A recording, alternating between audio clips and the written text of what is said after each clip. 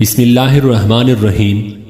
السلام علیکم دوستو، آج کی اس ویڈیو میں ہمارا ٹاپک ہے کہ وہ کون سے لوگ ہیں کہ جن کی وجہ سے قیامت کے دن جہنم کی آگ بھڑکائی جائے گی۔ رسول اللہ صلی اللہ علیہ وآلہ وسلم نے فرمایا کہ 3 قسم کے لوگ ہیں کہ جن کی وجہ سے قیامت کے دن جہنم کی آگ بھڑکائی جائے گی۔ نمبر 1، قرآن کا وہ حافظ جو دکھاوی کے لیے یا خود کو صرف قاری صاحب کے حلوانی کے لیے حفظ کرتا ہو، باقی دین کی خدمت اس کے دل و دماغ میں نہ ہو۔ نمبر 2، وہ شہید جو میدان جنگ میں اس لیے لڑے کہ لوگ صرف اس کو بہادر کہے اور اس کی واہ واہ ہو، باقی اللہ کی راہ میں شہادت کی تمنا اس کے دل و دماغ میں نہیں ہو۔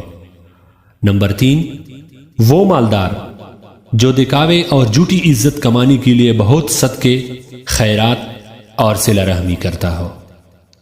باحوالہ سنن الترمذی، حدیث نمبر 2382۔